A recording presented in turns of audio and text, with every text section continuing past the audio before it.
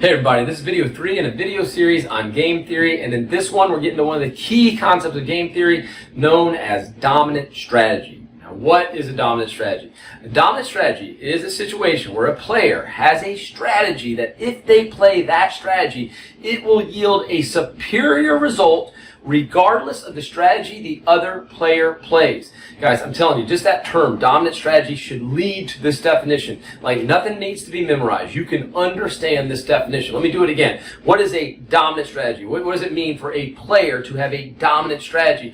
In fact, if I put you in a room by yourself, I think you would probably figure out what a dominant strategy is. You would say, oh, well, if a player has a dominant strategy, what that probably means is they have a strategy that if they play it, it will yield a superior result to them regardless of the strategy the other player plays. Okay, so that's what we're going to be talking about here. That's the key concept we want to take away. But boy, we're going to be doing more than that in this video. All right, so in this video, guys, we've got a situation. We've got what's called a prisoner's dilemma, okay? Prisoner's dilemmas are interesting games. There's a few different components about the prisoner's dilemma I got to set up for you. Number one, you have a situation of simultaneous play, okay? So what does it mean to have simultaneous play? It means you do not have a sequential game. And what does that mean? It means simultaneous play means I don't get to see the strategy the other player plays before deciding my own strategy, or neither player has that situation. Both players have to decide and play a strategy without knowledge of the strategy the other player is playing. Again, that is known as simultaneous play. Sequential play is a player gets to see the strategy of another player before deciding theirs. That's not what we have in a prisoner's dilemma. The next thing about a prisoner's dilemma that's really interesting is we have this kind of tension between self-interest and cooperation.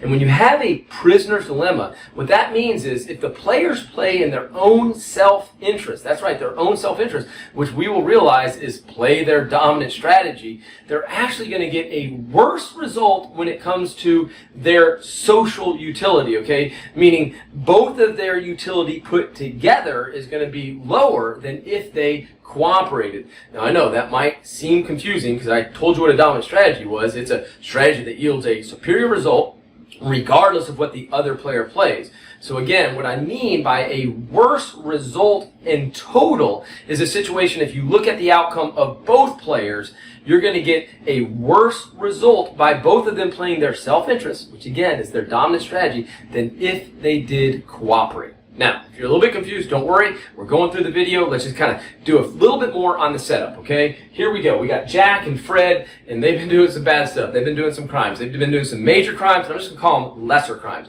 The major crime, armed robbery, okay? Pretty bad stuff, right? That's the major crime. The state, the police, do not have enough evidence on that one, though. They need one of them to turn, either Fred or Jack, to turn state evidence, okay, to confess, basically, to get that armed robbery. What they have them on, what they have the evidence on, is the lesser crime, which is basically possession of guns illegally, okay? So we've got them on a lesser crime, for sure, we got the evidence, but to get that major crime, the armed robbery, we need at least one of them to turn state's evidence, to confess on the other one, okay? Now, again, Jack and Fred, those are the players. They both have strategies, okay? Now, a little bit confusing, but we get our head around this pretty quickly, is I got not confess, and I put, that means to cooperate. So you might get a little confused. Maybe not confessing, that's not cooperating with the authorities. I'm not talking about in regards to the authorities. I'm talking about Fred cooperating with the other player, okay? Because we both know, right, as they were getting arrested, first they'd already probably established it, and what was the last thing they said to each other? Don't talk, right? Don't talk. So cooperating, Fred cooperating with Jack is not confessing. If Fred confesses, that's defecting, okay? That's defecting. That's the technical term, all right, from a game theory standpoint. So let's get to it. Fred, Jack, they both get arrested. Neither one confesses. They cooperate with each other. They're both going to end up 2 years apiece, 4 years in jail total for the two of them, okay? Now, Fred, let's say, doesn't confess. So a different situation is Fred doesn't confess, but Jack does confess. Jack turns state's evidence. Jack, that's going to be good for him. 1 year in prison only. But Fred, going away for 15 years, okay? Now, the opposite's true. If Jack does not confess, okay, but Fred turns state evidence. Fred, good for Fred. 1 year in prison, 15 years for Jack. Now, before we go any further, I just want you to kind of take a little look at this. I've kind of not pointed this out specifically. I'm really focused on the years, but I'm also trying to stay a little bit true to the payoff matrix. Generally, what we want to do in a payoff matrix is the higher value, the better thing for a player.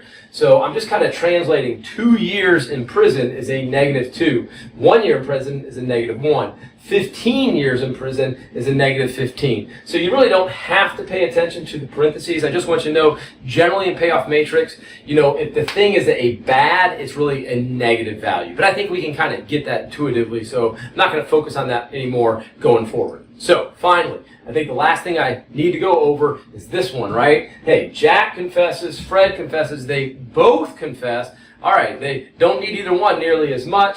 8 years apiece, okay? 8 years apiece. Okay, now, let's get back to the heart of the matter. What are we doing in this video? What's the number one thing we're doing? Dominant strategy, trying to understand that, okay? One more time, that definition. A strategy that if a player plays will yield them a superior result regardless of the strategy the other player plays. Now, once you understand that definition, you can kind of figure out how to solve it. And here's how to do it. This is the key part, okay? I'm going to analyze Fred. So I want to make that very clear. I'm going to analyze Fred. So what I do is I go to Jack. That's the big thing. I think that's the biggest takeaway of the video. I want to analyze Fred. I want to see if Fred has a dominant strategy, so I'm going to go to Jack, and I'm going to say, if Jack plays not confess. So right here, I'm going to be in either this cell or this cell. Jack's not confessing. What would be better for Fred to do? Not confess, 2 years in prison. Confess, 1 year in prison. That's pretty easy. 1 year's better.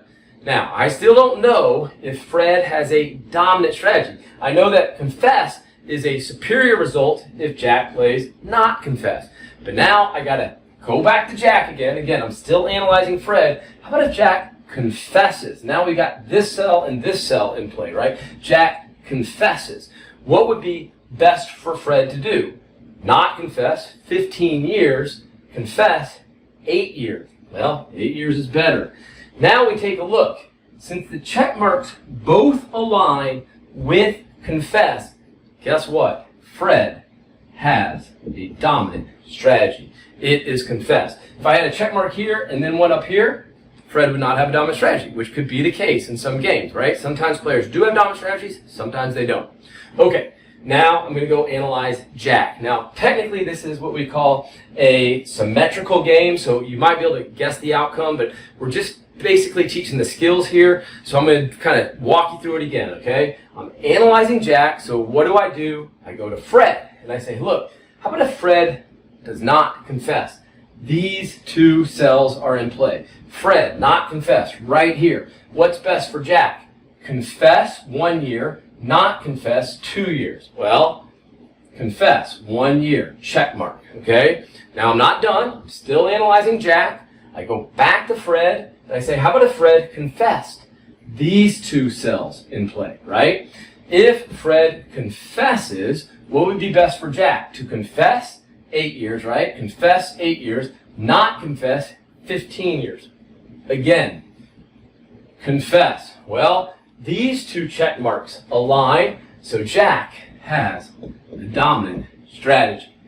Now, what does that mean? Well, the self-interested thing to do is to play your dominant strategy. That's the self-interested thing to do. So we can kind of expect Jack and Fred to play their dominant strategy. Where is that going to put them? It's going to put them right there. By the way, that's also a Nash Equilibrium, which we're going to get into in the next video. So if they both have dominant strategies, that intersection of the dominant strategies we're going to find out is a Nash Equilibrium. This is where we would expect them to come out, okay? That's playing in their own self-interest. But that is not the superior result for them as a society, if we define our society as just these two players. That is not a superior result for them put together, right? That's still 16 years in prison, right? 8 apiece. This would have been a much better result for them. But that would have required Cooperation, not confessing. Superior result for them together. Now, again, let's not get confused. What was this again? A prisoner's dilemma. Prisoner's dilemma, simultaneous play. Also a situation where when we have prisoner's dilemma, players playing their own self-interest is actually going to yield a inferior result for them put together as a combination, combined together, okay? Cooperating would actually give them a better result. What is playing in your self-interest? Well, playing in your self-interest is playing that dominant strategy. If you're presented with a strategy that yields a superior result to yourself, regardless of what the other player plays, that's your self-interest. What can we expect Jack and Fred to do in most situations? To play that self-interest, which pulls them right here. That's a prisoner's dilemma. Hope that made sense to you. We'll see you in the next video.